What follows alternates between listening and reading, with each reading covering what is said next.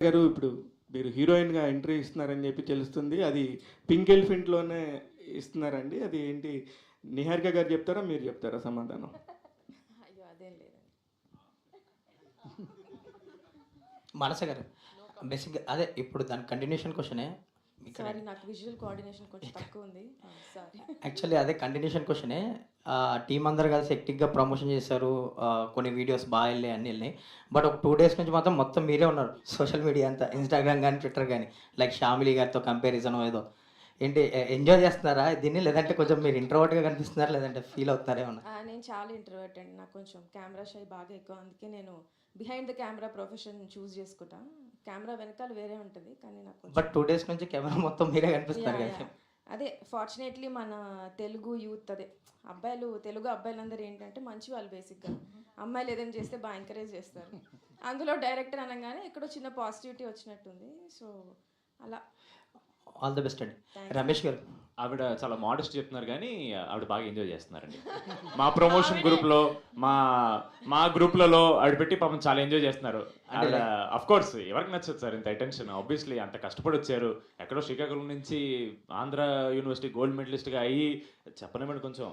ఇప్పుడు డైరెక్టర్గా వచ్చి ప్రమోషన్స్ ఎక్కడ ఆవిడకి కుదరలేదు వర్క్ వల్ల. But finally she's getting it and she's enjoying it. Youth, Telugu youth. Ramesh గారు నా పేరు రాజా అండి. ఫస్ట్‌గా ముందుగా మీకు కంగ్రాట్స్. ఎందుకంటే పెద్దవాళ్ళకి, కామన్ ఆడియన్స్‌కి సినిమా నచ్చడం వేరు. చిన్న పిల్లలకు కూడా సినిమా మీద ఒక పాజిటివ్ బజ్ ఏర్పడుంది. అంటే ఆ ప్రమోషనల్ ఎలిమెంట్స్‌లో ఆ రాక్షసుడిని చూపియడం, ఆ ఫుడ్ కనిపించడం ఇవన్నీ కూడా. అయితే మీరు ఈ సినిమా తీశారు కాబట్టి, మీరు గతంలో ఇంటర్వ్యూలో కూడా కొన్ని మాటలు మాట్లాడినారు కాబట్టి మిమ్మల్ని ఒక క్వెషన్ అడుగుతున్నాను. అనగనగా ఒక రాజు, ఆ రాజుకు 7 కొడుకులు వేటకెళ్ళారు. ఇలాంటి కథతో చాలామంది జీవితాలు మొదలవుతాయి. మన అమ్మమ్మ, నాయనమ్మ వాళ్ళంతా చెప్తారు. ఇలాంటి ఇప్పుడు మీరు తీసిన ఈ ఫ్యాంటసీ కథలు ఈ తరం పిల్లలకి చెప్పే అమ్మమ్మలు, నాయనమ్మలు లేరు. మనకి చాలా స్కూల్లో పెద్ద బాల శిక్ష లేకుండా పోయింది. మన కథలు మన దగ్గర చాలా ఉన్నాయి. మీరు ఒక ఇంటర్వ్యూలో చెప్పారు, ఎంసీయూ కథలు మనకు అవసరం లేదు, మన రాముడి కథలు మనకు ఉన్నాయి, మన హనుమంతుడి కథలు మనకు ఉన్నాయి అని చెప్పేసి. అంటే లిటరేచర్ పరంగా ఒక చాలా ఇబ్బందికరమైన పరిస్థితులు ఉన్నాయి. సో మీరు అవన్నీ దాటుకొని ఒక అమ్మమ్మ కథలు వినేసి వచ్చారు, అమ్మమ్మతో కలిసి సినిమాలు చూశారు, ఇలాంటి ఒక ఫ్యాంటసీ కథని క్రియేట్ చేశారు. సో ఇప్పుడున్న జనరేషన్కి ఆ విజువలైజేషన్ పోతుంది. ఎందుకంటే కథలు వినటం లేదు, కథలు చదవటం లేదు. సో దీని మీద మీ అభిప్రాయం ఏంటి? సార్ ఏమనుకోకండి సార్, వెనకాల కొంచెం సైలెంట్గా ఉందాం సార్ ప్లీజ్. ఏమనుకోకండి సార్. అదే అండి, మీరు అన్నట్టు ఆ పాత కథలు అమ్మమ్మల తాతయ్యలు చెప్పే టైము ఉండట్లేదు వీళ్ళకి. ఆబ్వియస్లీ ఆ సోర్సెస్ కూడా ఉండట్లేదు. మనం ఇప్పుడు ఏదో క్యాంప్ వెళ్తున్నప్పుడు, నా చిన్నప్పుడు నేను దారిలో బస్ స్టాండ్లో చందమామ బుక్ కొనుక్కొని చదివేదాన్ని. యూనో ఇప్పుడు అది లేదు. They are hook to YouTube. You know అవి చూస్తూనే ఉన్నారు. సో ఈ కథ ఏంటంటే మీరు అన్నట్టు ఆన్ పాయింట్ అండి. ఇది ఎంటైర్ చాలా పెద్ద ఫ్యామిలీ ఎంటర్టైనర్. ఫ్యామిలీ అంతా వచ్చి హ్యాపీగా చూసి వెళ్ళొచ్చు. అండ్ యూనో పిల్లలకి కూడా చాలా అంటే చాలా అట్రాక్టివ్ ఉంటుంది. ఆబ్వియస్లీ ఇదేంటంటే అండి, మనకి అనగనగా ఒకప్పుడు ఇలా ఉండేది అని అనగనగానే స్టార్ట్ చేయడంలో నాకు చాలా మంచి ఫీలింగ్ ఉంది. కరెక్ట్. సో ఈ కథ కూడా అలాంటిదేనండి. It's entirely inspired from the same thing. MCU కథలు వద్దు అని కాదు, అవి కావాలి మనకి చూడడానికి, ఇవి కావాలి. మా మెయిన్ మోటివ్ ఏంటి అని అంటే, ఒక మంచి మన కల్చర్, మన ఫోక్లో రిలేటెడ్ కథ చెప్పాలి. అట్ ద సేమ్ టైం ఇప్పుడున్న వాళ్ళకి అట్రాక్టివ్గా చెప్పాలి.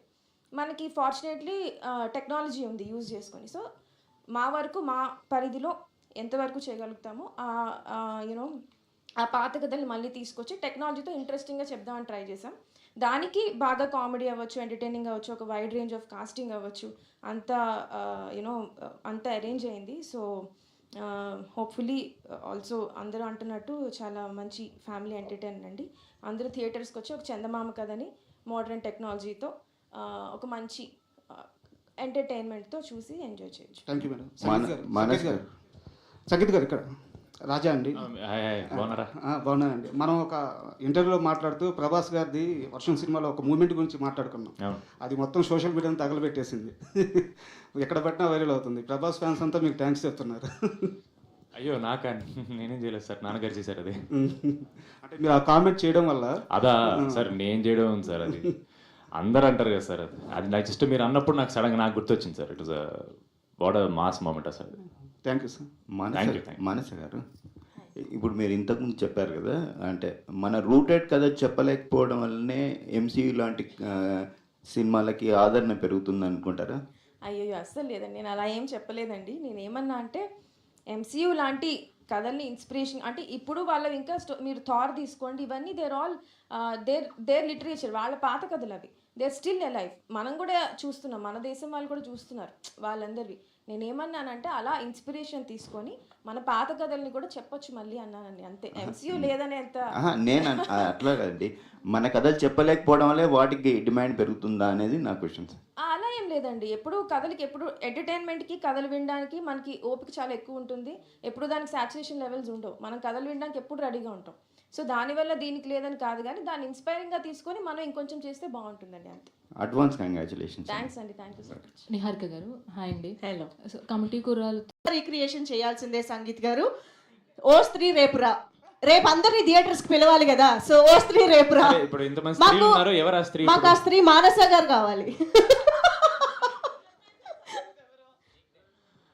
ఇప్పుడు రివీల్ చేయబోతున్నామండి.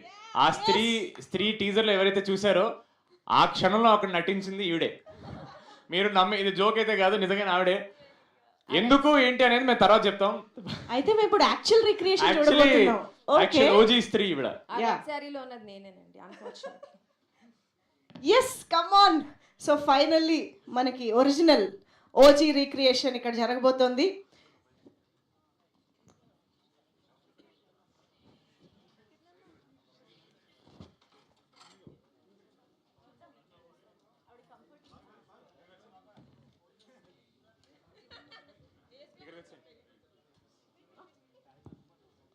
ఓకే, ఆవిడకి డైలాగ్.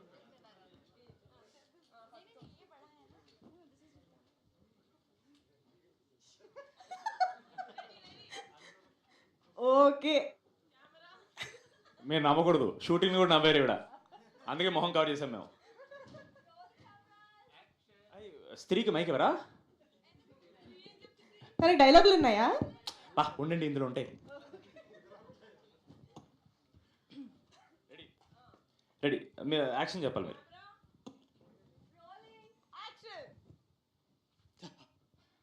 స్త్రీ రేపురా, ఇంకో కథ వింటావా? ఓకే, ఇంకో కథ వింటావా? మీరు ఇక్కడ కూడా గట్టిగా చెప్పరా, ఇంకో కథ వింటావా? I'm supposed to talk like this. Thank you. One more గట్టిగా చెప్పాలి. You're supposed to go like this. Go like this ఏంటి? ఎగ్జిట్ ఉండదు, మీ డైలాగ్తో పంచ్ చేసి అక్కడ ఎండ్, అది టీజర్ అక్కడ ఎండ్ అవుద్ది. Okay. Fine. Okay.